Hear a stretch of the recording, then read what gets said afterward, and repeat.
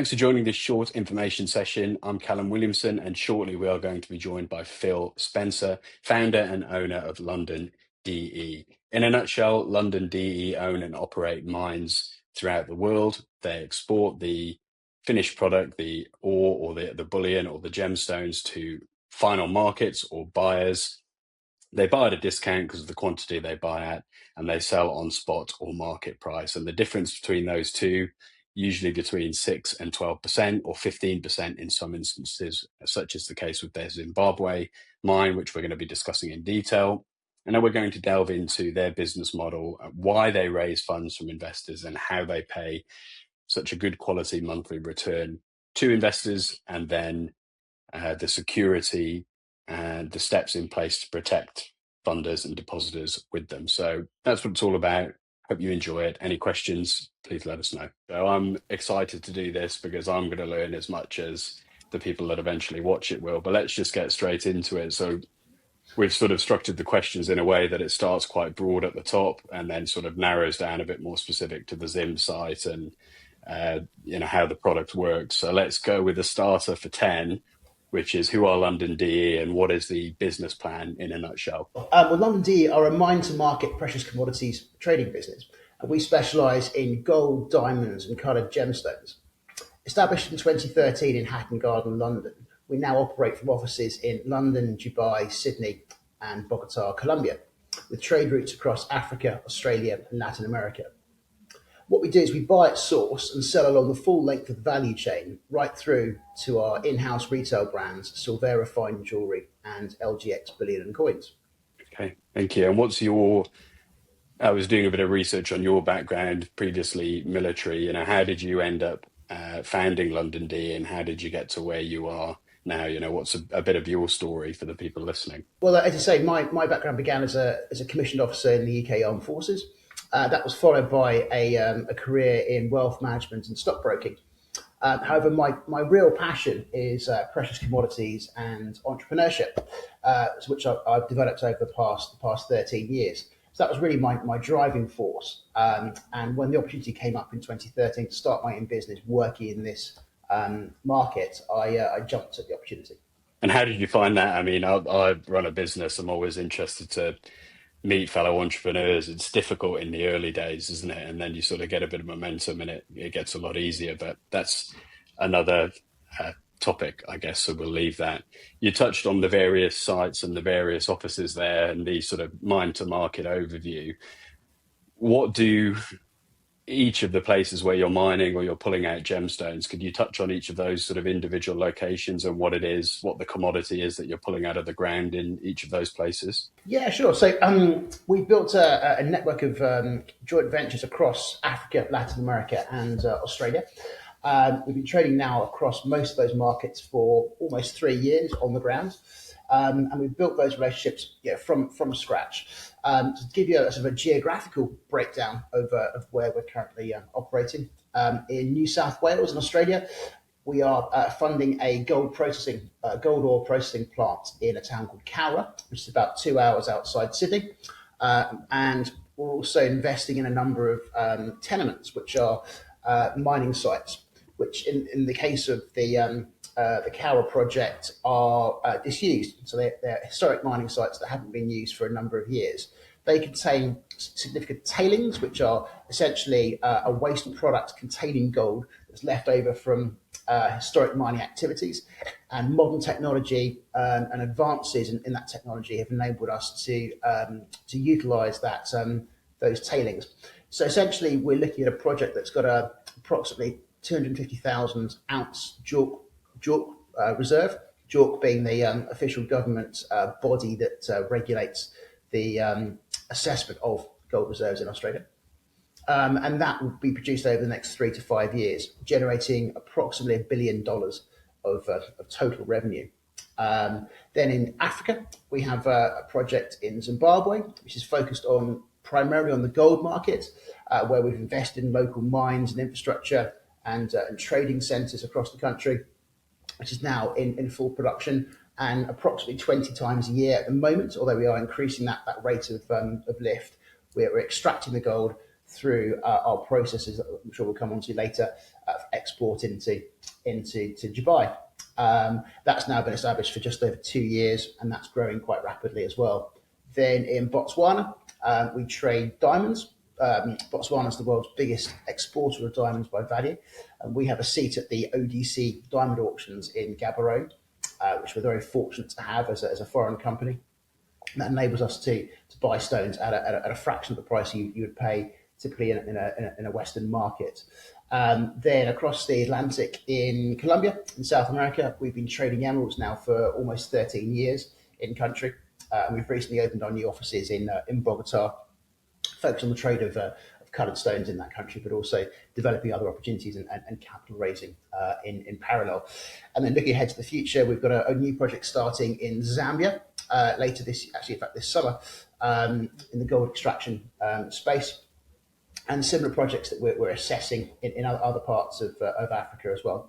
Thank you. And you mentioned the ODC there, and I was doing some reading on the ODC before the call. It's the Okavango Delta something or Diamond Company. What is that, and why is it so special? Because I thought Correct. when I read about it, I thought, wow, that's quite special that you're involved in that. Yeah, so the ODC, as you say, Okavango Diamond Company, they host 2 auctions per month in Gaborone in the capital. One is what's called a citizens auction, which is only open to local buyers, which we are fortunate to be one of due to our JV with a local company. And one is the international auction, which is a much larger auction where international companies are invited to tender as well. So we essentially get 2 bites of the cherry each month. We attend both of those auctions and purchase rough stones from both of those auctions. We then cut and polish some of those stones and trade some as rough. And then a small percentage of the cut and polish stones then end up in our own inventory for onward jewellery sale through our Silvera fine jewellery brand. So we are an end-to-end mine-to-market producer in those products. Yeah, and it may be a bit of a tangent, but is there a benefit to being involved in the local auction once a month in terms of sort of pricing or access to quality of stones, or why is it so special to be in that? So yeah, so they design the auction process so that a percentage of the material that's produced is only available for purchase by local companies. And that's done to ensure that local craftsmen, local industry has a fair benefit from the overall sale. So by having a seat at that particular auction, we get the full spectrum of inventory opened up to us, and it gives us a much wider range of stones to bid on at a better price, which increases our margins, of course, at the far end. Yeah, okay. And that, I guess, talking about the margins there, that just sort of coming onto your business model and how you make your money and sort of where clients are involved in that. And forgive me if my understanding is quite crude or basic, but sort of stripped back understanding, my understanding is that you're sort of buying at a discounted price direct from the mine, as you say, direct from mine to market, and then you're selling at spot, which is the market price or just under spot to the trader or the end purchaser. So that sort of difference between the discount you buy at and the market price you sell at is your profit. And then because you're trading a couple of times a month in each of these markets, you're sort of increasing your margin that way. Is that accurate? What have I missed out? And please, maybe you could probably explain it better, to be fair. Well, that's broadly correct. What you described there essentially is the bulk of our B2B model. So we're a hybrid, so we work B2B and B2C. In terms of the B2B trade, yes, we absolutely buy it at a discount and then sell it around the spot price to trade buyers.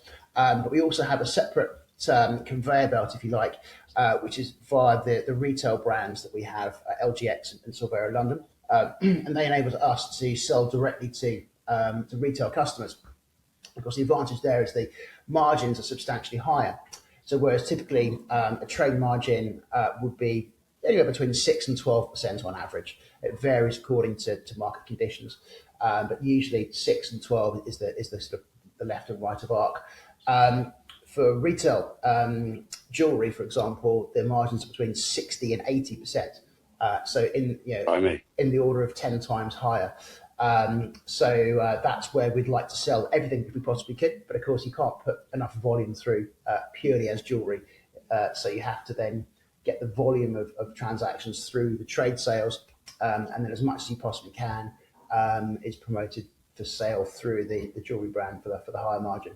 Yeah, okay, that makes sense. Okay, so I guess people watching this would be interested in, wanting to understand your business model, but they'll also be wanting to understand, I guess, how do their funds fit in, or how do they fit in, and then how do you sort of get to the return on a monthly basis, or whatever it may be that the client is getting. So how do you, why are you raising client funds? I know from my understanding, I think it's so that you can buy more bulk, get better discounts, invest in your infrastructure, all of this sort of stuff.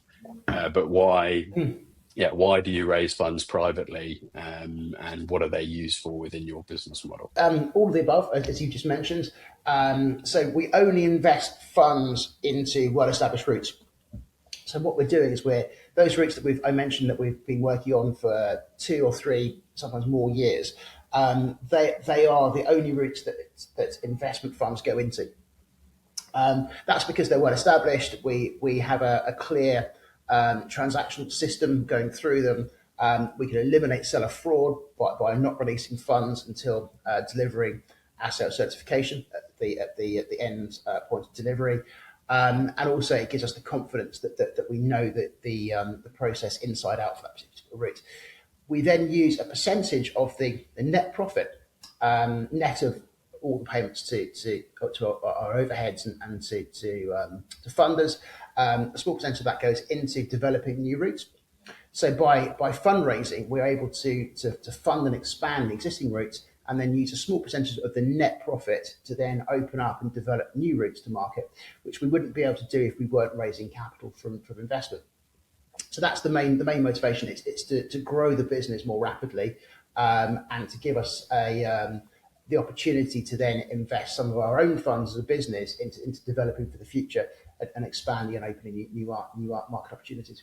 Okay, understood. All right, thank you. We're talking about the Zimbabwe side specifically at the moment with regards to the sort of current raise and offering.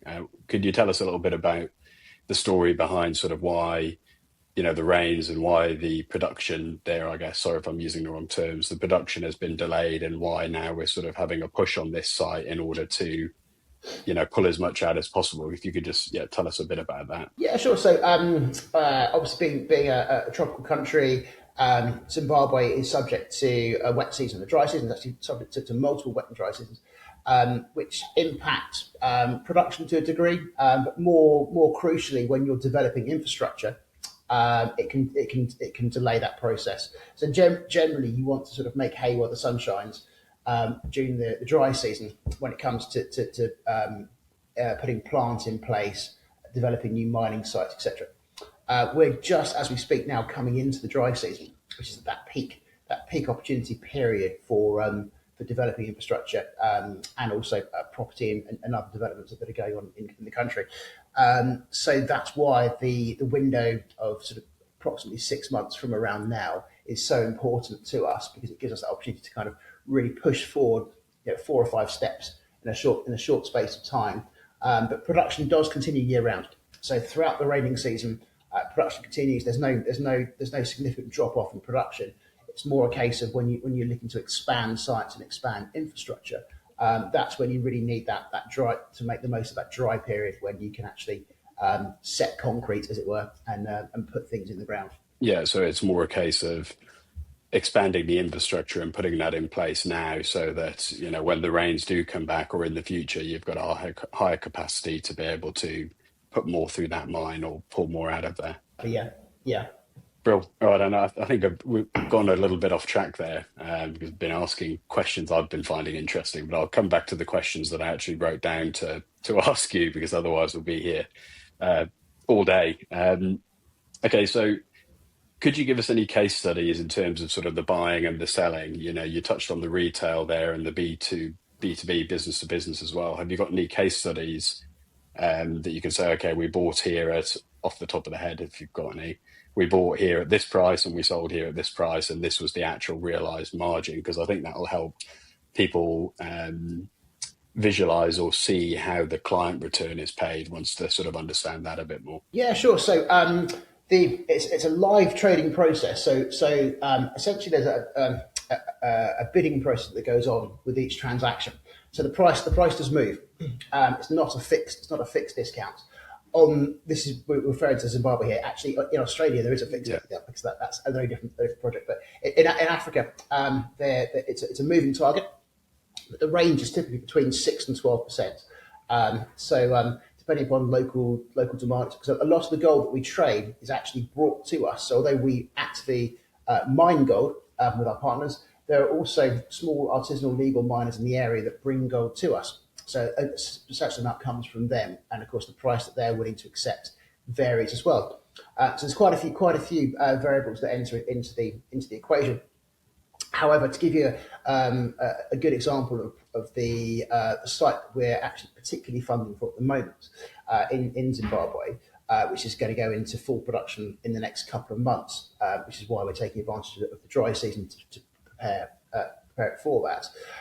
We're actually going to achieve a strike price of 15 minus 15 on this particular site because we are putting capital directly into the refurbishment of their ground machinery. So we are expecting a much greater margin from that particular site. So this is where, again, also where the funding comes in, because if we can raise capital relatively quickly, that enables us to take advantage and exploit these particular opportunities as they crop up, which gives us that flexibility then to optimize our operations around them. So this particular site will go into production in approximately a month's time. It's being developed at the moment. It's an existing site that's been essentially, it has outdated generating equipment and wash plant that needs to be upgraded. Once that's upgraded, its production will go from half a kilo per day to 5 kilos per day potential capacity.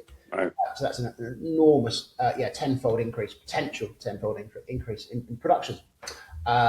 So that gives you an indication of what's achievable. Because a lot of these sites are underinvested, and they are run by small artisanal miners that don't necessarily have access to working capital to develop them. So giving them that opportunity, you can increase by a factor of 5 or 10 their current output quite rapidly. Of course, this time of year, Yeah. coming into the dry season, is that optimum moment to throw that extra capital in to those targeted projects.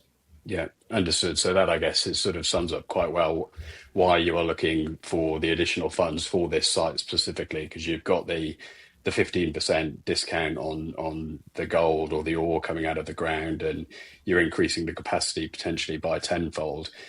On the Are the trading cycles on the materials or the gold coming from this mine, is that still twice a month, or is that just on an ongoing basis? Because The target for this particular site, well, actually overall the target is for a four monthly cycle, because there's an export carried out every week from the Fidelity refinery, which is the main refinery in Zimbabwe.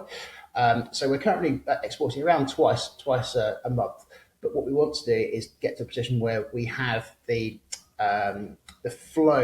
constant flow to enable us to export once a week. And of course, then we are turning capital much faster. That increases our overall profitability.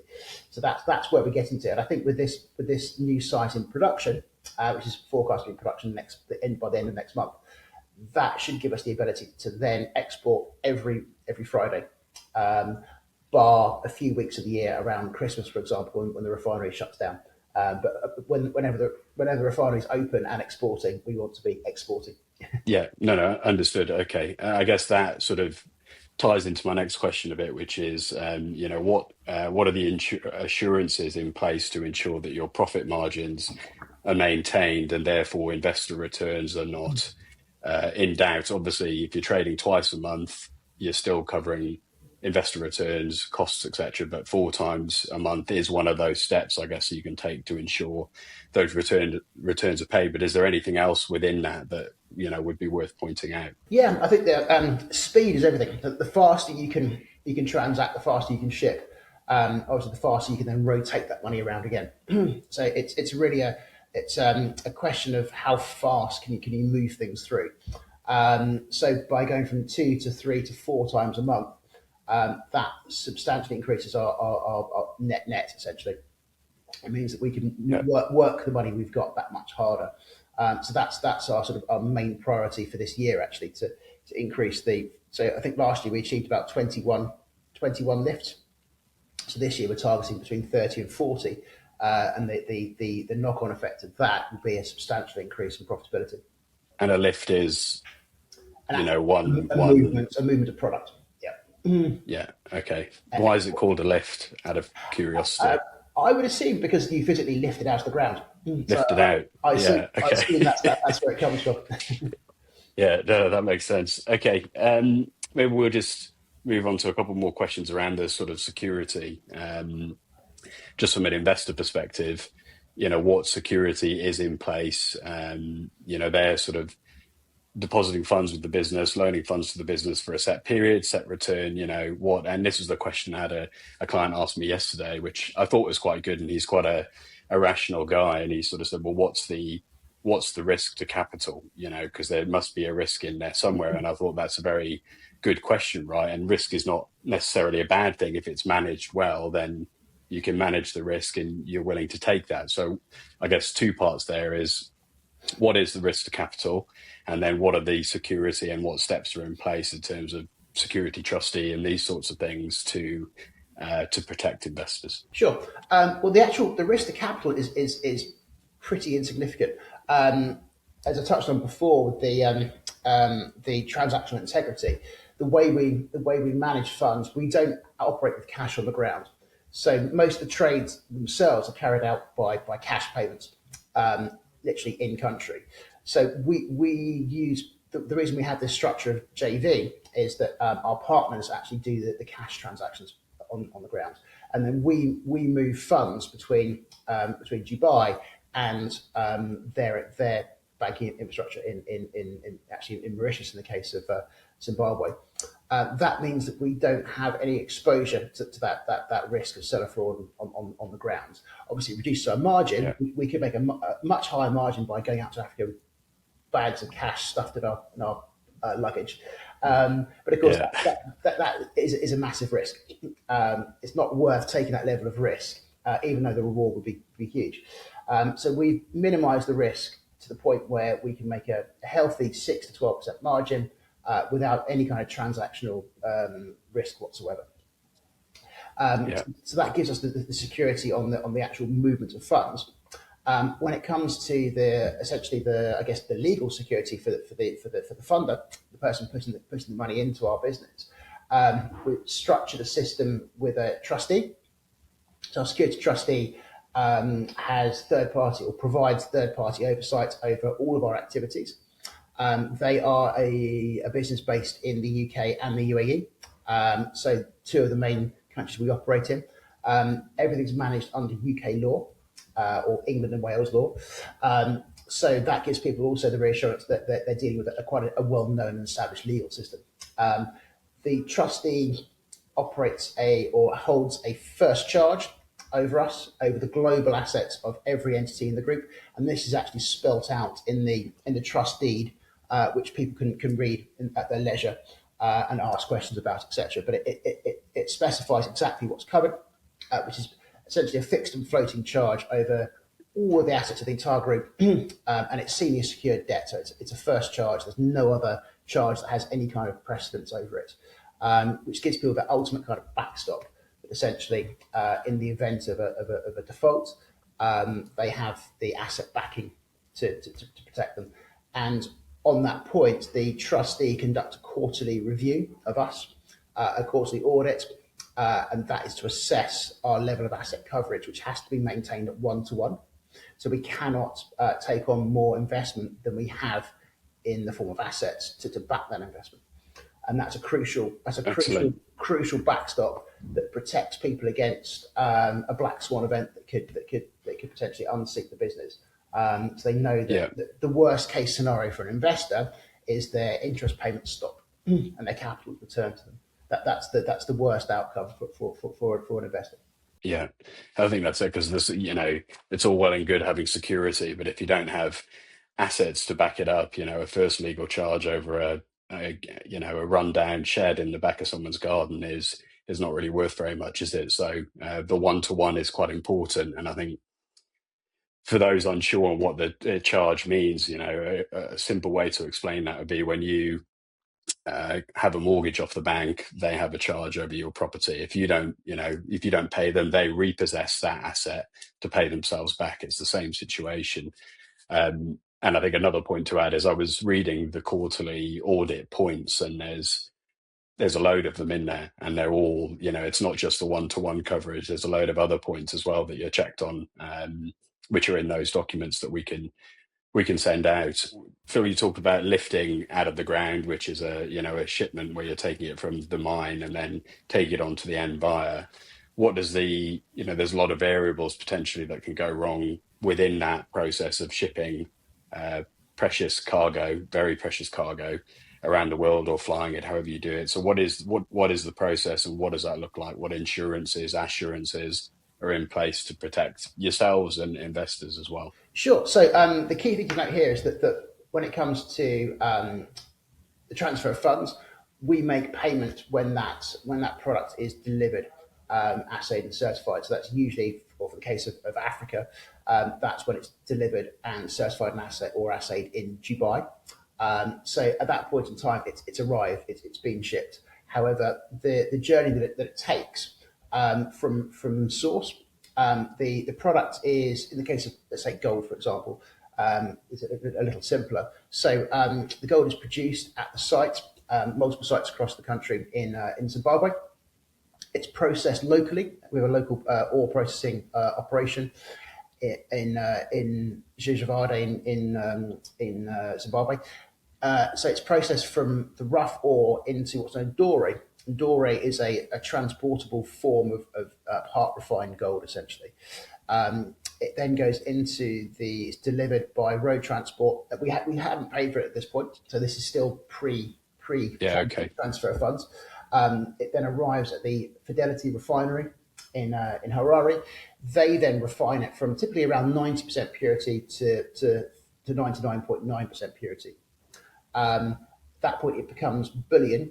They tax essentially a 1% charge of the physical gold itself.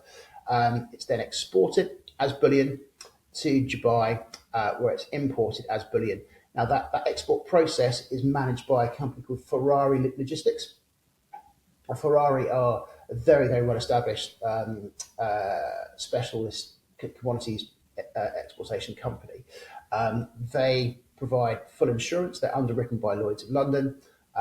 So that's fully insured all the way to the end destination, which in this case is Dubai. At DXB, it's handed over to Transguard. Transguard, so it's flown with Emirates Sky Cargo. It stays in the Emirates network throughout. When it lands, it goes through Dinar to Transguard, who are, again, part of the Emirates group. They handle the importation process in the UAE and then deliver it to the point of sale, which would be either a buyer or a refinery in the UAE. Throughout that entire process, it's fully insured. So it's only not insured at the first stage of the process, when it's going from the ore to the refinery to be refined into bullion. But at that point, we haven't paid for it. So were there to be a loss at that point, it wouldn't impact us directly. But then from that point onwards, downstream, it's then fully insured and underwritten as part of the Ferrari logistics network, right the way through to its end buyer. So that way, throughout the whole process, we're completely protected, and there's no, if the plane crashed, it wouldn't affect us. If anything was stolen at any point along the route, it would not affect us. And there's no risk to the actual product itself whilst it's in the entire logistics network, which again is still before we've actually paid for it.